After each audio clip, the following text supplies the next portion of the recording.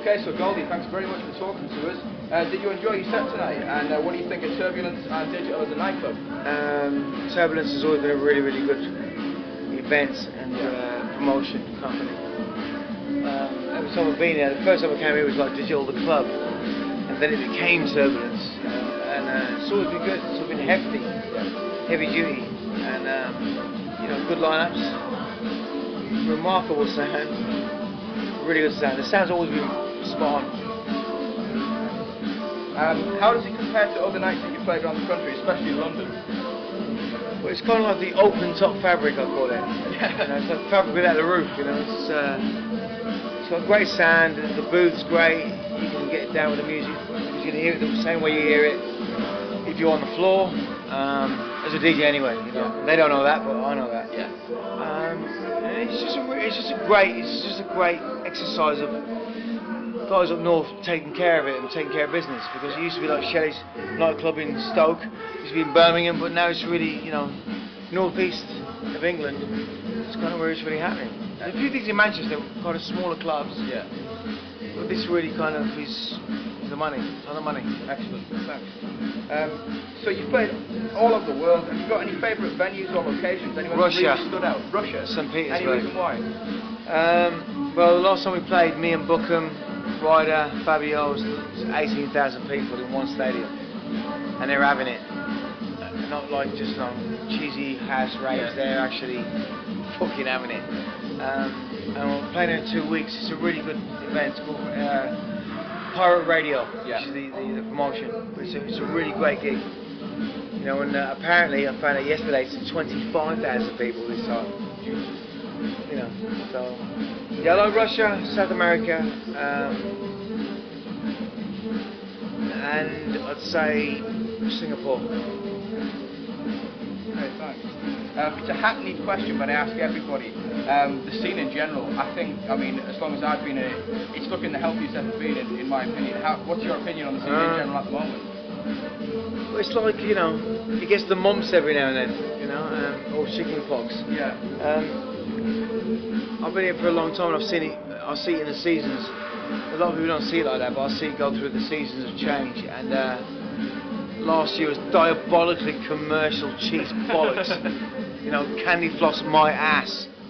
I was quite disturbed by the pendulum outcry on Dogs and Acid, actually. I was quite confused by it. Because these are guys that, have never mentioned John Bass in any interview, and decide to slate, have a go at some punter, some kid, one kid's opinion, and your opinion's your opinion, you should stand by that. Absolutely. Which the kid stood by. And I felt a bit disrespected by that, because, You and I Know is a shit last single. And, come on my ass and fucking tell me any different. Not to break your balls about it, but you and I both know it was a shit single. However, Vault, perfect, great record, and I've got no qualms with anyone taking drum and bass on literal in a really good way. But I've never heard an interview where anyone's mentioned where you came from, and you came from drum and bass. Yes, you know what I'm talking about. However, when things broke for me, or broke for Doc Scott, or broke for anyone else, we cannot fundamentally help where we come from, and we're not ashamed of it. Drum and bass is my life. It's always been my life.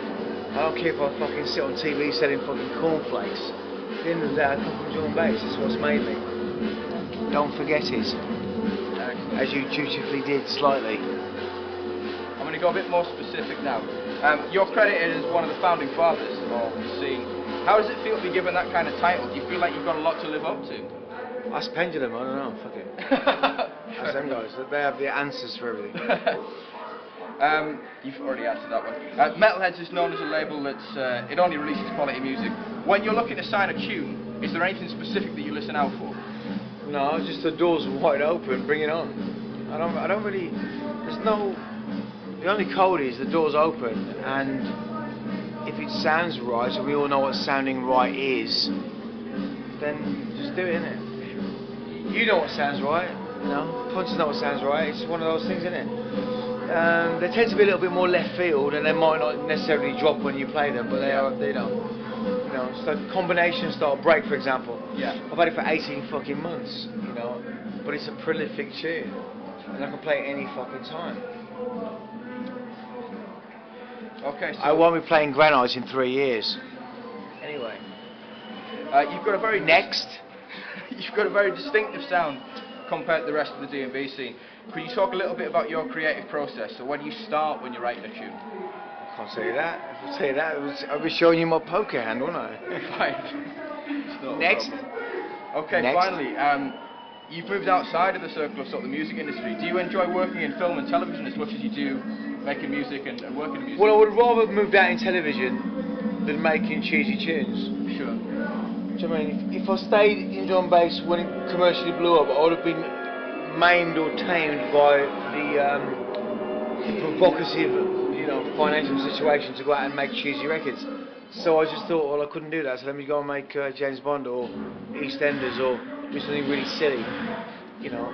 But the music can never be compromised. That's the one thing you have to understand, that I came from music, so I can never compromise that, because that is my home. My homegrown, man. It's my homegrown.